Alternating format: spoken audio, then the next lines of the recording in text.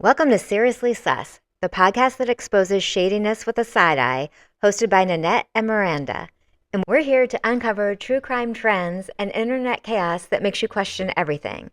So get your side eye ready, because things are about to get seriously sus. Benjamin Franklin in the House of 1,000 Corpses. Imagine you're renovating your cute little historic home, and then you find bones. Lots of bones. Like Costco-sized bulk bones. And then someone tells you, oh yeah, that used to be Benjamin Franklin's house. Welcome to Seriously Sus, the podcast exposing shadiness with a side eye with your hosts, Nanette and Miranda. And today, we're digging into America's president with secrets. He wasn't a president. Oh, yeah. American founding father then with secrets. Benjamin Franklin. And things are about to get seriously sus.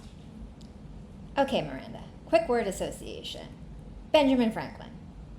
Bald, bifocals, lightning. A man who definitely smelled like ink, printer dust, and unsolicited advice. America's first LinkedIn influencer. The man on a $100 bill who looks like he's silently judging your spending. Today we are asking the big question. Was Benjamin Franklin a harmless Enlightenment king, or was he seriously sus? Part 1, the bones. This escalated very quickly. So let's start with the extremely normal stuff, with the bodies. In the late 1990s, renovations began on Franklin's London home at 36 Craven Street. And beneath the garden, workers uncovered a secret pit. Inside, over 1,200 human bone fragments, minimum 15 individuals, adults and children. Was old Benny Boy doing some messed up Gacy shit? Relax, it's not what you think. Forensic analysis showed clean surgical cuts, saw marks, and trepanning holes drilled into skulls for medical study. These are classic signs of 18th century anatomical research, not murder. So our founding father wasn't running some kind of murder dungeon? No, not murder dungeon, but it's also not nothing. Enter William Hewson, a pioneer anatomist who ran an illegal anatomy school out of Franklin's basement. Illegal? Why would an anatomy school be illegal? Is it like unaccredited or something? Or like not really a school, just a group of weirdos looking in bodies? Illegal because in the 1700s, Britain had strict laws limiting cadavers for medical study. So medical schools relied on resurrection men, which is just a fancy sounding PR term for body snatchers. So Hewson was basically Uber Eating corpses to his door? Presumably grave robbed, not murdered, right? And running like a whole ass medical school out of there. Pretty much. And Franklin lived upstairs for years. Historians say he almost certainly knew. One would think. Uh-huh. So, not a serial killer? But also, like, sir, I know you heard something down there. At minimum, some suspicious thumping, and you can't tell me there wasn't a smell. Right? I mean, they're bodies. Mm-hmm. I know what a little lizard smells like when the cat hid it somewhere in my house and it's decomposing. Exactly. But that's not the only sus stuff. Okay, so let's talk about his London years real quick. It's a little side note, but it is a little sus. So Franklin lived in London for almost 16 years. And so he was basically like America's messy roommate abroad. He was there as a colonial representative, trying to negotiate with Parliament. Spoiler, it did not go well. He also lived with a landlady's family, including her daughter Polly, who he wrote letters that were not inappropriate per se, but definitely old man who loves attention coded. Historians debate the vibe. Opinion? It was giving elder statesman with main energy character. The fact that she was 18 and he was 51 definitely adds to the creepy factor. Just Some say things never change. they really don't. 300 years ago, now same thing. Yep, which brings us to part 2, you guys. You ready for this? The Hellfire Club. Franklin had interesting friends, but let's get into the receipts. So now let's talk about the Hellfire Club. Not the Stranger Things kind. Not the Stranger Things kids. Don't get Miranda started on that. I'm holding it together, barely. So the Hellfire Club we're talking about, let's set the scene. It's in the mid-1700s. Britain is full of wealthy men who are bored, powerful, and allergic to accountability. Again, nothing has changed. But of course, naturally, they decide to form a club. Yeah, rich men forming a club to do weird stuff. Shocking. Truly unprecedented behavior. Right? The history of the Hellfire Club. The most famous version, the one tied to Franklin, was run by Sir Francis Dashwood, a politician, aristocrat, and a man who treated subtly like it was a disease. Dashwood was basically like an 18th century version of the guy who throws theme parties that go way too far. He would have loved New Orleans. Oh, yeah. He founded a group called the Monks of Medmenham, also known as the Hellfire Club. They met at Medmenham Abbey, a former monastery Dashwood renovated into a private playground. He literally carved the motto like "Fraki Cotuvois." That's a French word that I'm going to butcher for you guys. But it basically means, do what thou wilt, over the door. It's French for rules, never heard of her. The club's activities included elaborate costumes, heavy drinking, political satire, mock religious ceremonies, and probably some adult extracurriculars. So basically, it's the Crew de Vue parade. Yep. Basically, frat house energy with powdered wigs and a secret Mardi Gras. Mm-hmm. Later writers, especially 19th century moralists, added Satanism, orgies, and occult rituals, because of course they did. But historians say there is no solid evidence for anything supernatural. So the Hellfire Club wasn't summoning demons. They were summoning wicked cool vibes. Now on to the West Wacombe Caves. So Dashwood had expanded a massive network of underground caves at West Wacombe. These were used for club meetings, drinking parties, and theatrical performances. Imagine being so rich you're like, my house is nice, but what if I built a secret underground lair for my friends to get weird in? Oh, we would totally be there. Why Why don't we have that? Because Oh, we don't live in have a swamp. and we don't have money. That's the two Point. things holding us back. That's it. That's some truth there. The caves were lit with candles, decorated with classical art, and arranged in symbolic chambers. It was giving Illuminati escape room. Okay, but how does our boy Benny get mixed up in all this? Franklin and Dashwood were close friends. Franklin stayed at Dashwood's estate multiple times while living in London. They collaborated on translating classical text. They exchanged letters about politics, philosophy, and questionable jokes. So Franklin was definitely in the friend circle. He was on the group chat. But here's the key. There is zero documented evidence that Franklin ever attended a Hellfire Club meeting. Not one diary entry, not one letter, not one, sorry I missed the ritual last night, traffic was crazy note. Historians use the words like reputed, possible, and not refuted, which is academic language for we can't prove it, but the vibes are suspicious. I'm going to start using not refuted for everything. That's like the best phrase. It really is. I love it. Historians know what's up. So, why people think Franklin was involved? There are a few reasons Franklin gets tied to the Hellfire Club. Guilt by association. He was besties with Dashwood. Dashwood ran the club. People connect the dots. I mean, it only makes sense. Franklin loved satire and irreverence. He wrote essays mocking religion, politics, and social norms. That's very Hellfire coded.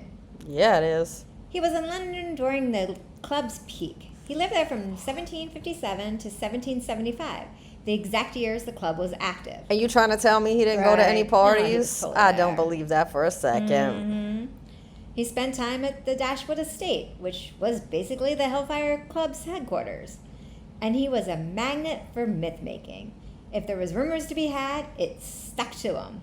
I think this is a little more than rumors. I do too in this particular case. Mm-hmm. But also, let's be honest, if you find 1,200 bones in a man's basement, people are going to start thinking you're into some pretty weird shit. Exactly. The bones, the caves, the weird friends. It's a conspiracy smoothie right there, I'm telling you. It really is. All right, but here's the truth, according to historians. The consensus is Franklin was Hellfire adjacent, not Hellfire initiated. Ooh, they had initiations? Culty. Mm-hmm. He was a friend who shows up for brunch, but not the after party. He liked Dashwood. He liked jokes. He liked wine. But there's no evidence that he put on a monk robe and chanted in a cave. Which honestly feels like a missed opportunity. And what was that? It can't be not refuted Right. that he didn't put on the monk robe. I was saying, it's not refuted. Can't be. Which, So, no, Franklin wasn't a satanic monk, but he definitely had friends who were doing the most. And when you combine that with skeletons in his basement, the man's reputation was begging to be suspicious.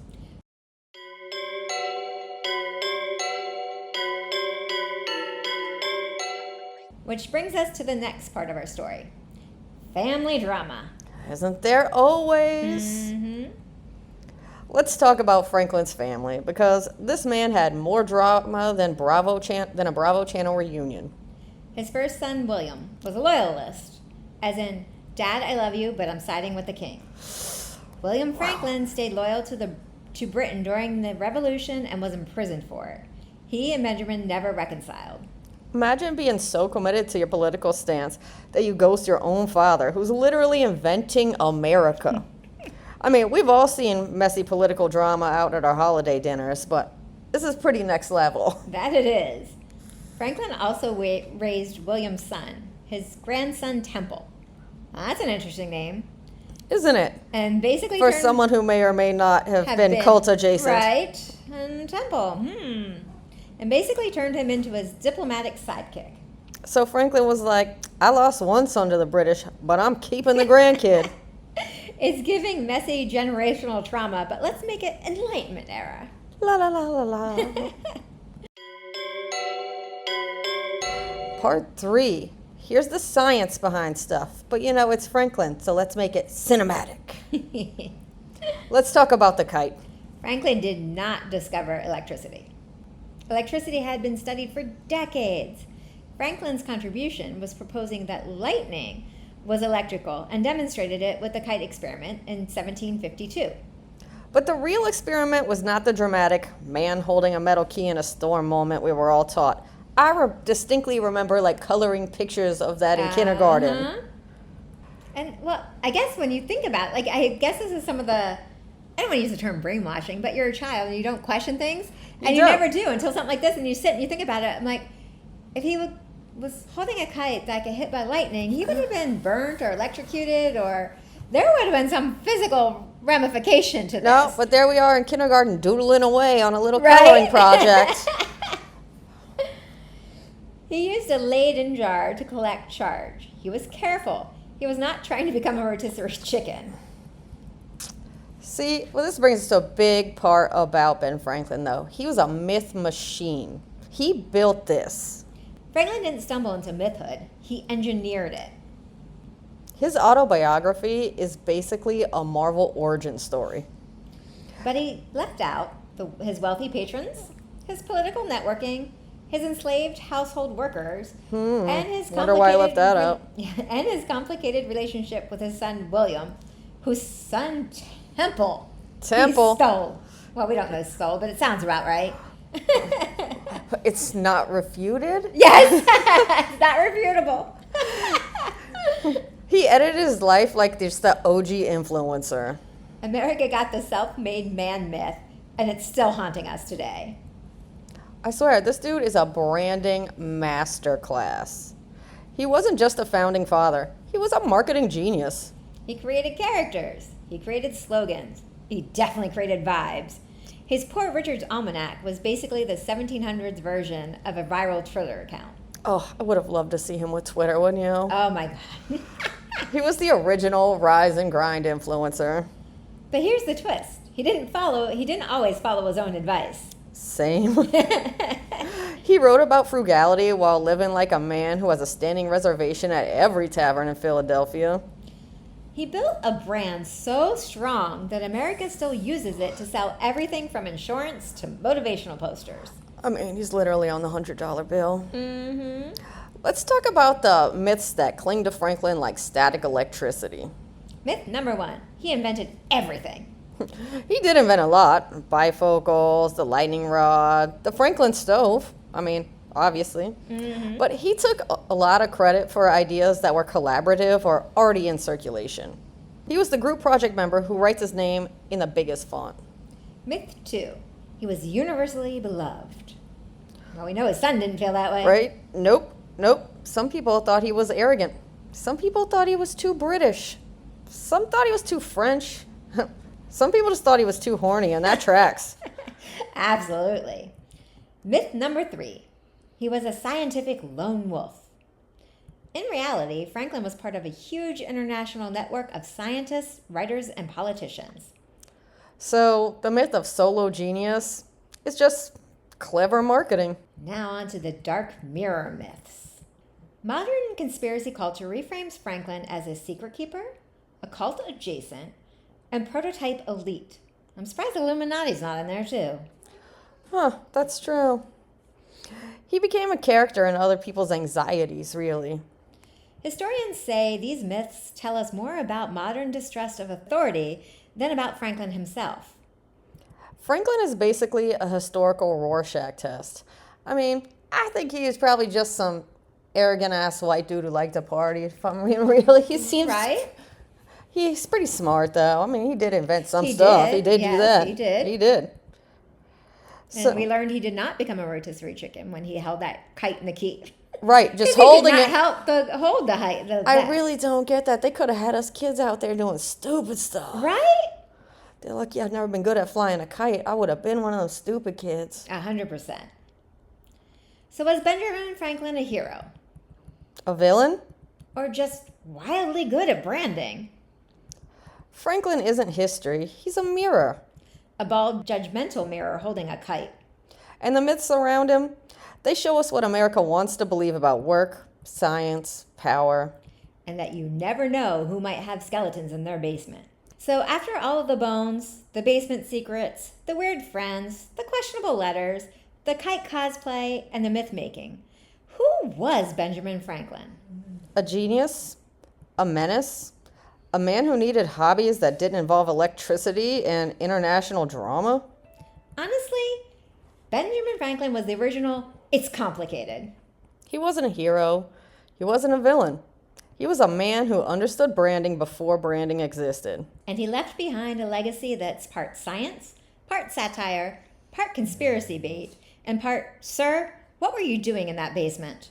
But that's the thing about history. It's never just facts. It's vibes, it's stories, it's myths we build to make sense of messy people doing messy-ass things. And Franklin, he's the messiest founding father of them all. A bald, judgmental, mirror-holding, and apparently standing on top of a skeleton pit. And that's why he will always be both iconic and seriously sus.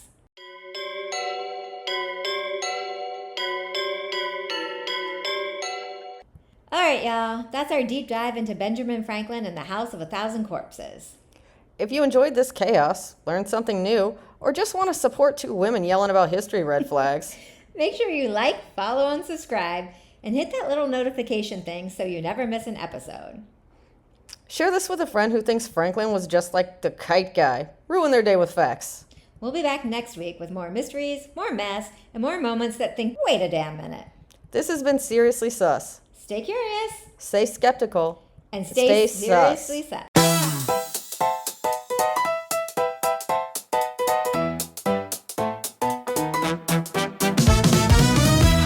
And outro music. Do do do do do do. La la la. Don't play